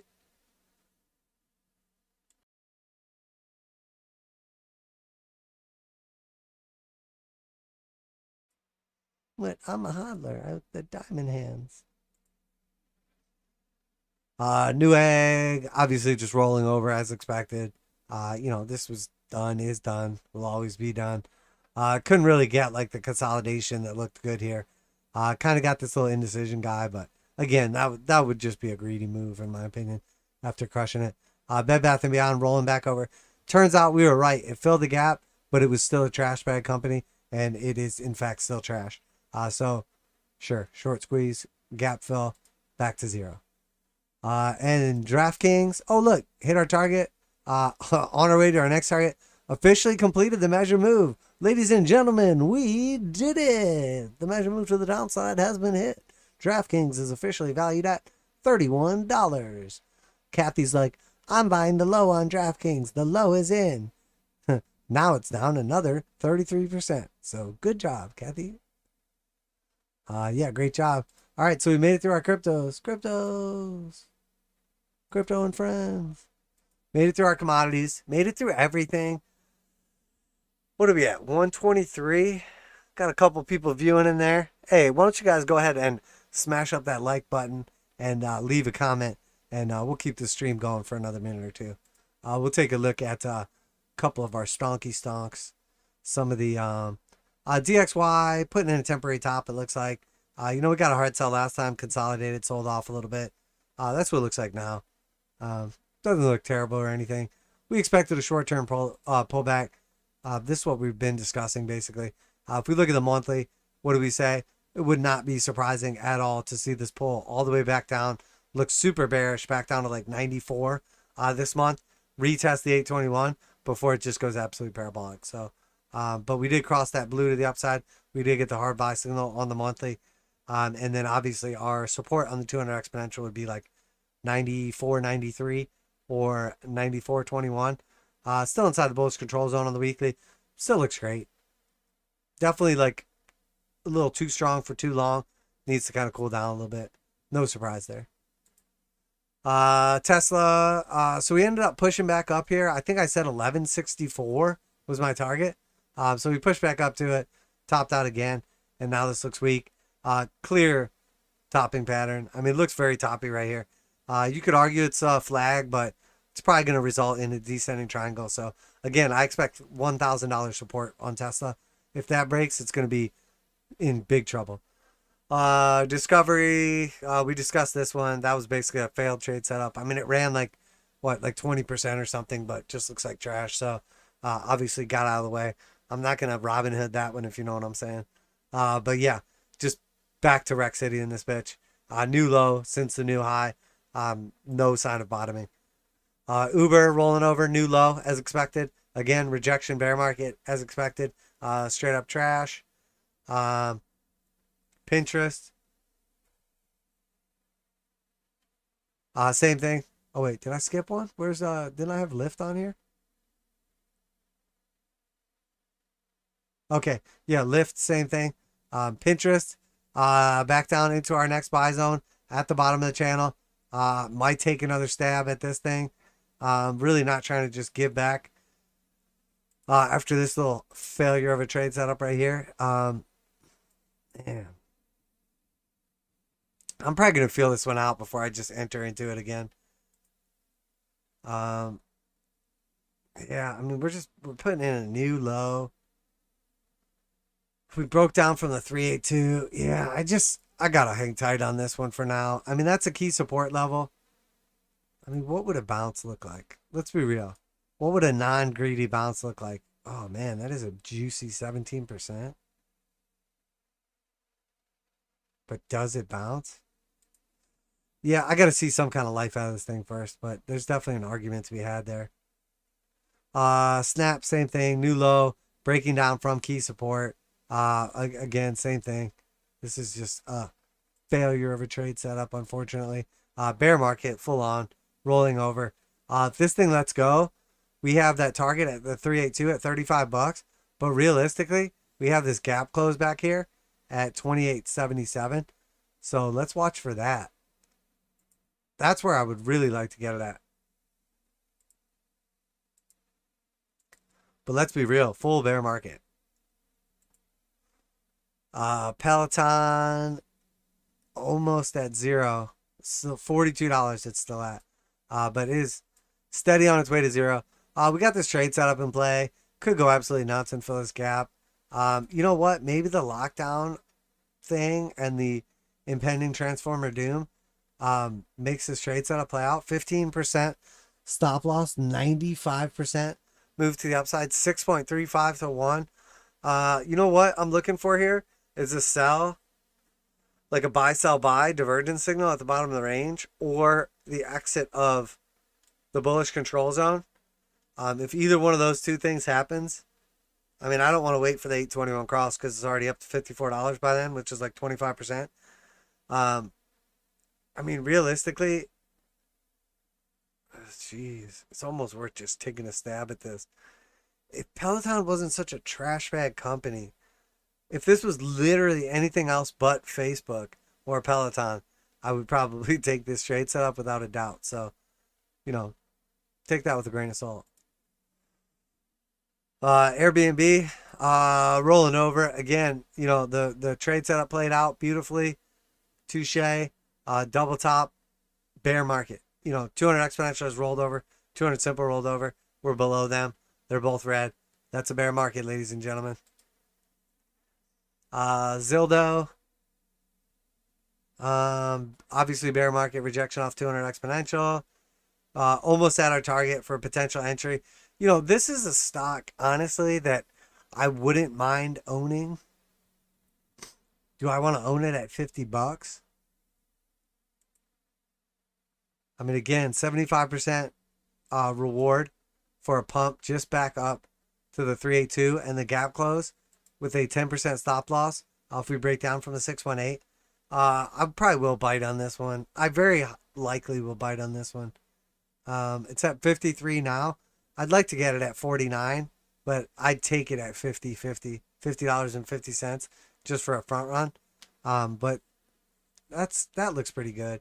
Hard buy signal, bunch of green histograms. This looks like it's carving out a bottom. Fuck it, yeah. We'll put the old Zildo on the list. All right, and then Wish headed straight to zero. 3.618 has been achieved. I mean, we take another stab at this thing. Oh, I don't even know. I got to see something that makes this thing look like it's bottoming. And we saw a decent reaction off the 2.618. And then we saw it act as resistance a couple times. So are we going to see a reaction off the 3.618? I mean, probably, but I don't even know. Man, at $3.35, does somebody just end up buying this company? That's so wild. I mean, this thing is so freaking far down at this point. Down 89.9%. I mean, it's no micro strategy. It's not down 99.9%. But, I mean, at some point in time, maybe it was just super overvalued and there's no way it was ever worth $20. But realistically, I mean, this could be a decent little long game. At these prices, gosh. This probably is going to bottom here. I got to wait it out a little bit on this, though. I'm not just trying to pick the knife on this. We tried a couple little stabs along the way. Had it move slightly in our favor. I mean, I think that was like almost a 20% move. And basically just ended up flat back out of that. Or ended up with a couple free shares, however you want to look at it. But I'm not trying to get overly greedy with this. Bumble. So a new low. So far, no one has ever made money in this stock ever, except for us. We made 42% in Bumble, and there was some group members who did some options plays on Bumble, but literally everybody else that's ever traded Bumble or used the app is a loser. Not like as a person, but like, financially. Well, the app thing, yeah, you probably are a loser. If you're waiting for women to hit you up, you're probably a loser. It just goes against the nature of the world. But I'm old school. I just grab them by the hair and drag them around until they submit. Not funny. I just got canceled. What's up, honkiness? Good to see you, brother. Everything looks bad. Yeah, man. Everything but Matic looking good. Ethereum looking pretty good. They need to find some more puts. Start finding more puts. Yeah, man. You're not kidding either. You are not kidding. I mean, it's tough too. When things are down as much as they are to bet on further downside. But I mean, there's a real possibility. I mean, look at how many things we have looked at, sectors and stocks that are in clear bear markets. 200 exponential and simple, both angled to the downside, and price action below them. I mean, that's continuation play to me. Especially when we get like a reversion to the mean like this, a second rejection, the likelihood of continuation. I mean, this is Baidu.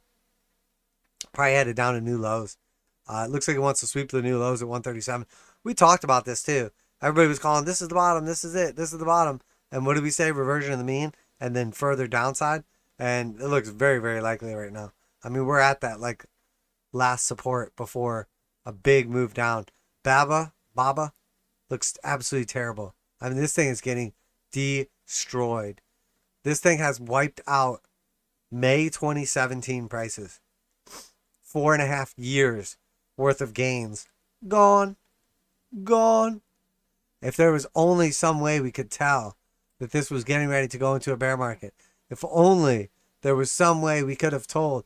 If we only could have known at $245 that this thing was going to get cut in half again.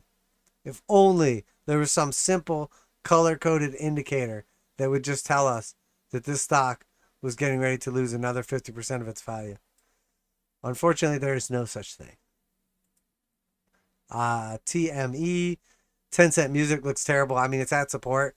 This is its oldest trending, descending support line, and it's back at it again. If it loses this level, it's at 666. Ooh, that's the devil's China stock. Not cool. 10 cent. You dirty devil, you. Looks terrible. Probably go straight to zero because Satan's bad. Satan's bad. It's going to zero.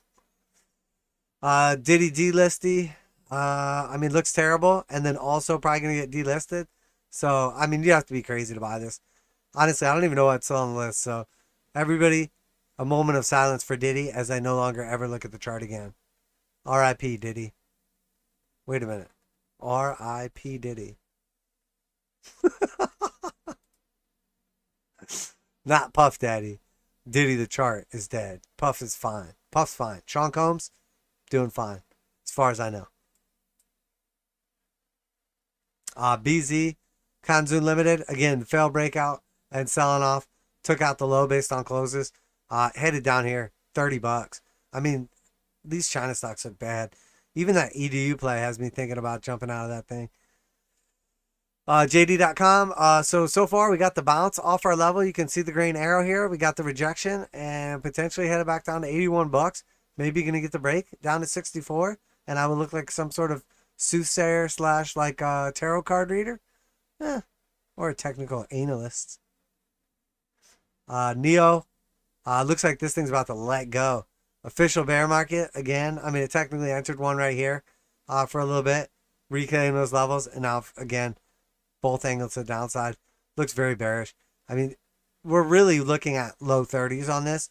And if the low 30s break, I mean, what are we talking about here? You know, we're talking about potentially single digits. Down the line, obviously. Yeah, that EDU trade had a nice juicy little dump right here. It's basically like at or slightly below support at this point in time. Might be time to chalk this one up, ladies and gentlemen.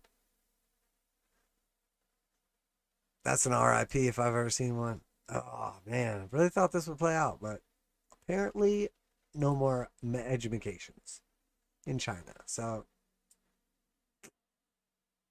probably going to take an L on the old EDU trade, unfortunately. That was a big one, too. The big L. I mean, I could probably just cut and run now, but I'm no quitter. But I also don't want to end up like a Robin Hood, living in a van down by the river, living in a tree house, shooting bow and arrows at people. TSM, still range bound. Trade setup played out perfectly. 15%. Range bound, range bound, range bound. China attacks and goes to 0. AMD rolling over. See, when we're seeing the strong ones roll over, I don't love AMD. There was clearly some triple bearish divergence as well, as discussed many times. But this is one of the stronger ones since our breakout from, I believe it was like, what, 120, I think it was. Yeah, right around here in the retest.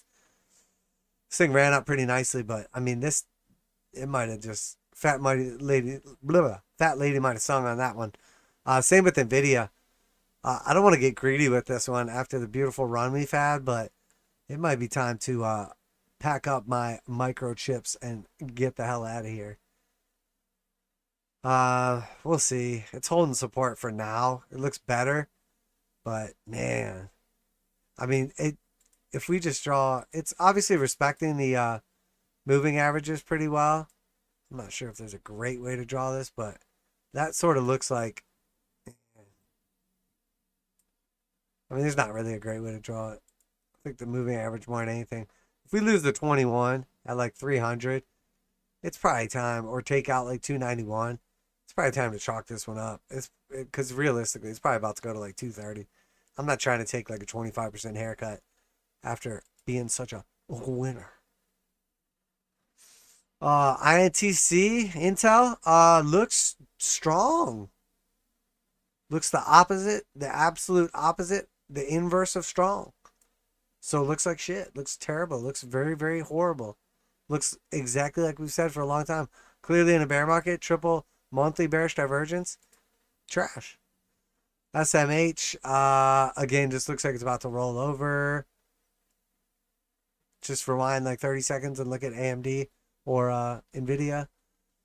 ARKK looks terrible.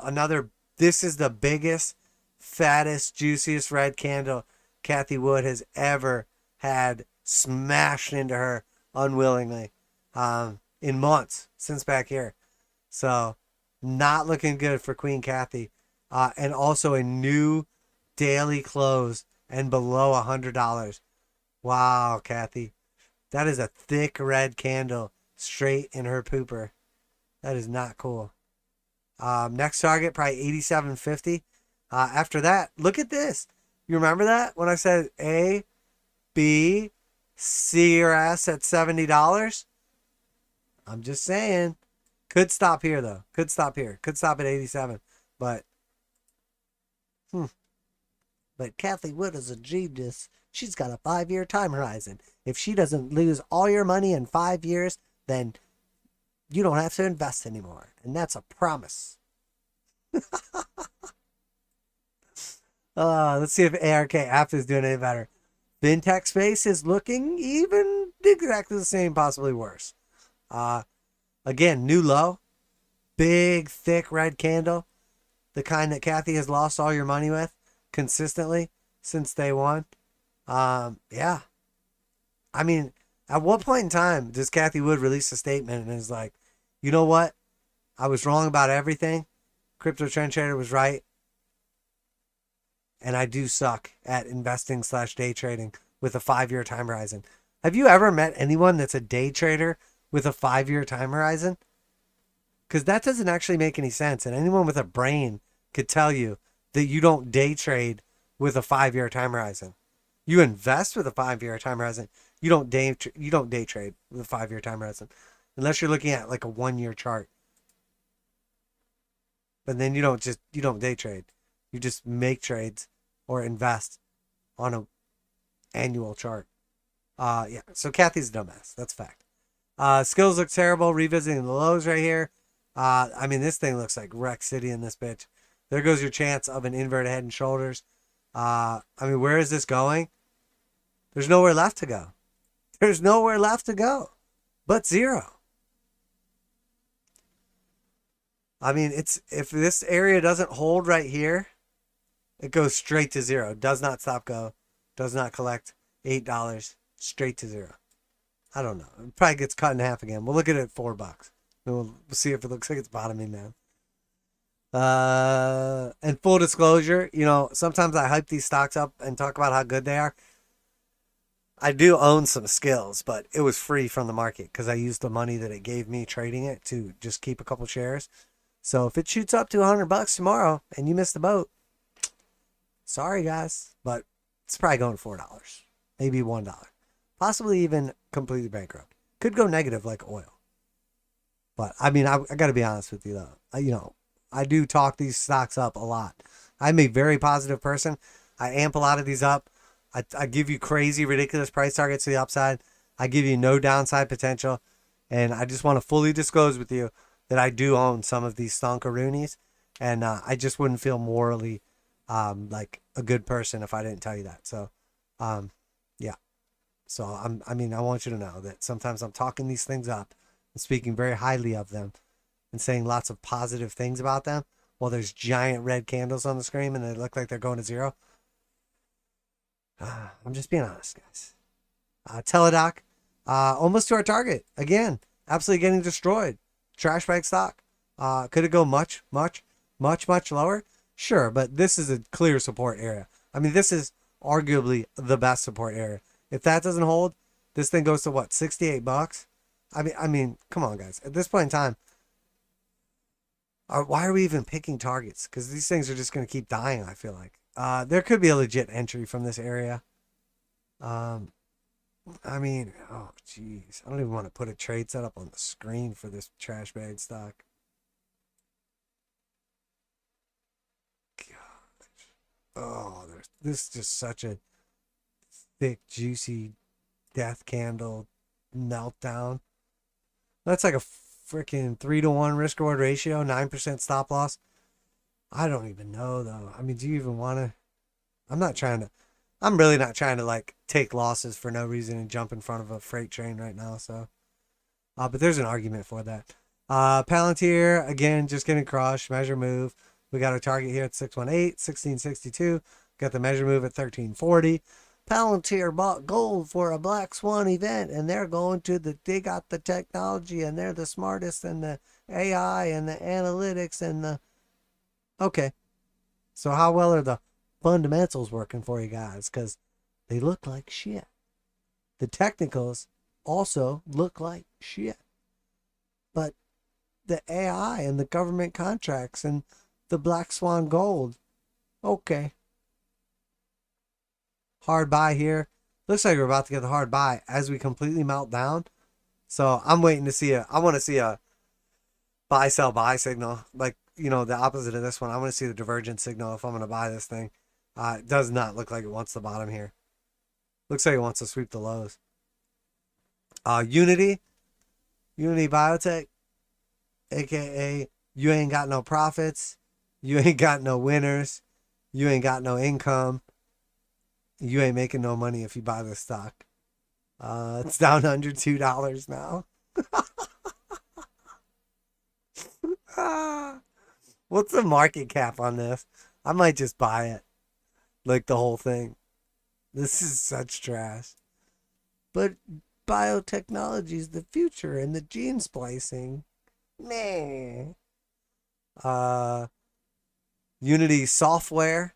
I mean, this thing, man, we talked about this level, and if we lose it, this getting wrecked, came back up, retested it. This looked bad, ladies and gentlemen. I mean, that the measure move played out nicely. Trade setup played out nicely. This was a solid trade for sure. Did quite well off this many, many times, but this looks bad. Probably do find support right around here, though. I mean, somewhere around this area. This does look like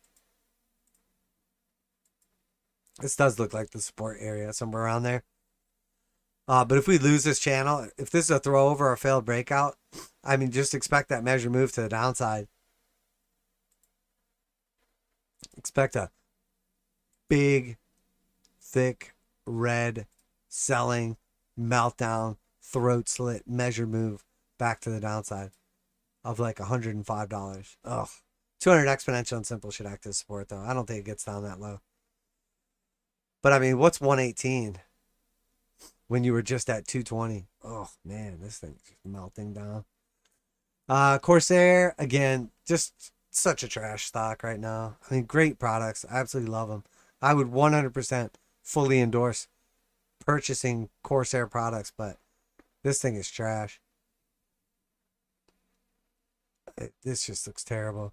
It looks like it's going to the teens. It's about to be a teenager again. It's Benjamin Button's in on us. It was 50. It's about to be 18.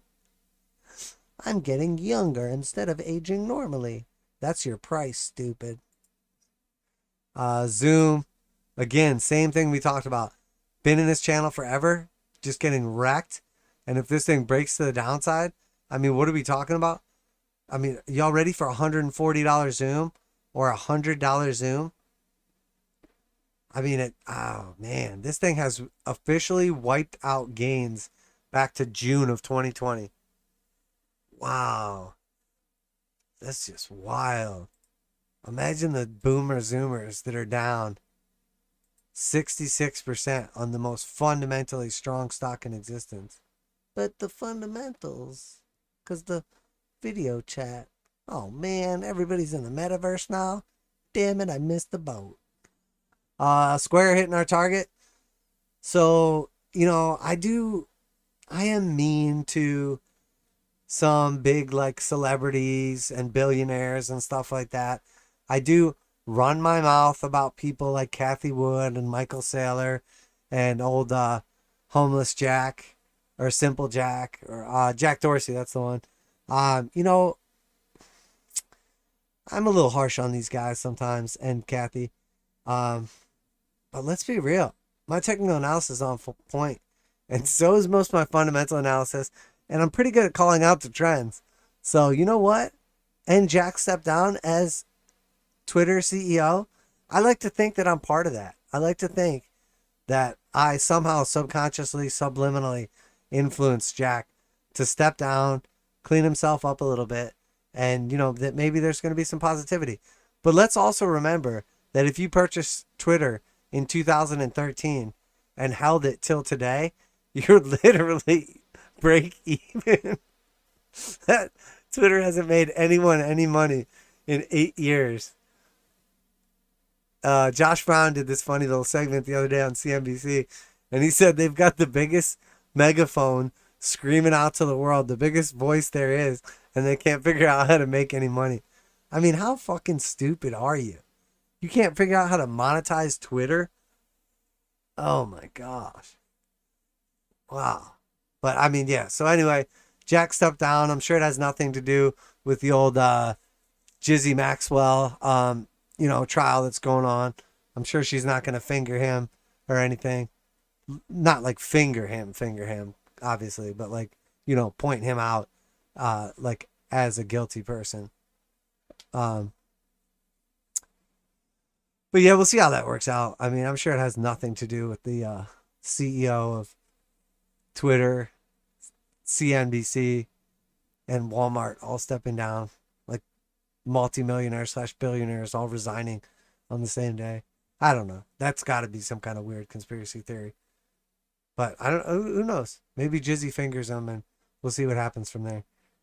And if you don't know what I'm talking about, sorry, I have to speak in like strange names and code so that my favorite platform ever that I absolutely love, that 100% does not censor any of my content, the things I say or the comments that people leave, because I love them, and YouTube is just the greatest.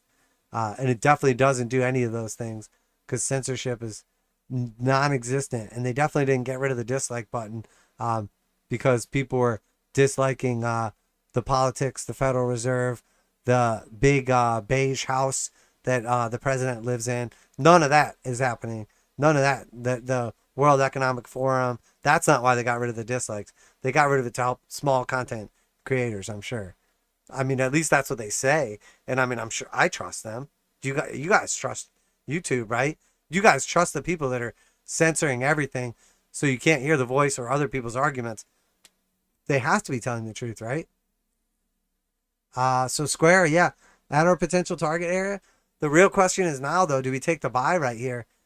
Do we take a shot? Do we shoot our shot on Homeless Jack? Or do we wait and see what happens here? 20% move to the upside, 4% stop loss. We break down from this area and get a daily close below the bottom of the channel. This starts looking pretty sketch. We do have some other support areas around like 150 or something, but if this thing goes, oh, excuse me. If this thing goes, it could go big to the downside. I mean, the measure move of the channel and this consolidation pattern is like, I mean, that would take old Simple Jack from like a billionaire to like a 500 millionaire. That's 50% haircut from where we're at right now. This is at $300. Imagine if you bought the breakout at 280. Oh man, it's terrible. What's up, Roger? Good to see you. Roger Ralston Jr. He says, LOL, smiley face. I know that's right. Honkiness says, wow, amazing. If Jizzy MaxiPad names those big names. Yeah, I mean, I don't know. That's definitely like conspiracy theory type talk. But, you know, it starts seeming kind of weird when you have like three big time like billionaire slash like CEOs stepping down on the same day that MaxiPad happens to be like going on the stand to finger dudes. I don't know. Maybe not. It's probably just conspiracy theory, but there could be something to it. I mean, we'll know soon, or we won't, because, you know, obviously it's federal, so we only know what they decide to put in the transcripts. So let's just put it this way. If she decides that she wants to, you know, self-terminate in the next couple of days and decides she doesn't want to, you know, testify anymore, I'm probably going to be a little suspicious. Let's be real. Not based on, you know, any other previous self-termination situations of people that were getting ready to, like, finger princes and presidents or anything like that. But, and again, not physically finger them, but, like, point them out as guilty parties. Or maybe even both. I don't know what they did in their spare time. Well, actually, we do, and that's why it's so sick. But so Square could go either way, but definitely, I mean, it hit our target. I'm not sure I'm going to jump right on this one yet, but I don't know. We'll see what happens. But, did anybody see that Bill Gates interview too? That was like the CEO of CNBC, Walmart, Twitter, and CNBC, all their CEOs on the same day. I just find that a little strange, considering what day it was also.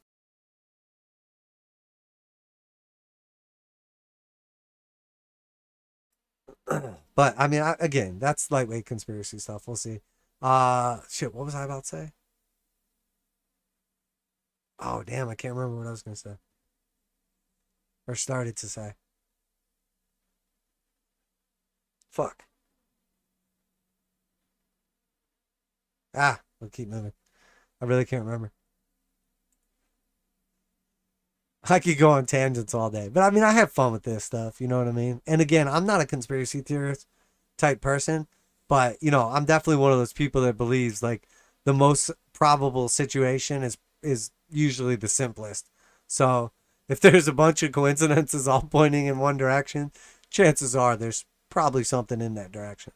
But again, I mean, I'm not really like conspiracy theorist type person, but over the last like year or two that we've talked about a lot of this stuff and talked about some of the like sensitive topics and stuff, how many times has it literally come true? I mean, too many. And a lot of those were considered to be conspiracy theories, and now they're just the truth. So, all right. So PayPal, again, hitting our target. I mean, this thing has just gotten absolutely crushed, broke down from the range, overshot this potential entry. Man, I'm glad I didn't actually look at this, because that had potential for an actual trade setup. And I honestly didn't even notice that it had that big, thick candle to the downside. But you know what? We were talking about this earnings, and I told you guys I thought this earnings was going to be a miss, and it gapped down and was a beat. And that just, I wonder if that was just like tricky, like Elon Musk accounting. You know what I mean? I wonder if they just cooked the books or, doctored up the numbers, if you know what I'm saying. Because that seemed very strange to me. The whole, what was it, like Afterpay is going to replace eBay, like the amount of, income or revenue. Yeah, fucking right. That was very strange to me. But yeah, officially bear market, in the process of the massive, big, thick measure moves to the downside, $140. We've got fib levels down here at 158. Let's see what happens right here. If this consolidates, I probably will take a scalp for a move back to the upside. But I'm looking for basically the buy signal. They're spaced out a little more than I like, but there's definitely some potential for the divergence signal pump back to the upside. Oh, what is the chart you want to see? AERC? My bad. I didn't even notice you put that up there. What is that? ARC. Are you talking about? Yeah, I'm not sure what that is.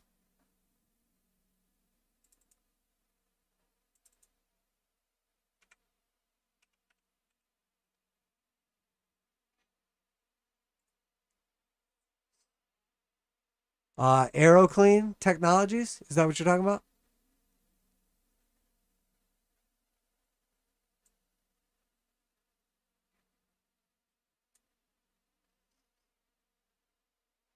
It's got strong fundamentals. Yeah, it looks pretty rough. It pumped up to $120 and went down to 16. I wonder if there was any insider selling. I'm guessing they didn't have a lockup period on that one. Yeah, that's rough. That is rough. Where were we? I think Amazon. Oh wait, eBay. eBay, yeah, breaking down from that key support in green right here. It's at our target right now. All right, am I going to take a stab at eBay around this area? I probably am, honestly. I just don't know what's going to happen with the holiday season. I really thought we were going to see like eBay and like toy companies and stuff rally into year end. But the truth is, I mean, if they don't have the product they need, they're probably not going to be getting it in time. A lot of people are doing some pre-shopping. People are definitely broke, starting to come to, realization. If the stock market starts dumping, if crypto starts dumping, it could get rough here for some of these companies. Like, despite coming into like what would normally be a strong, earnings / sales period. I mean, what we got out at like 77. That's like 15% down. Yeah, we'll see again. I think I'll look for like 2 green histograms.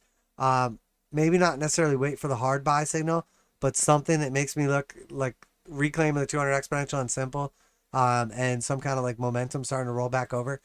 But I don't dislike the idea of getting into eBay, especially with like, yeah, I think I probably will. It's not a 100% one.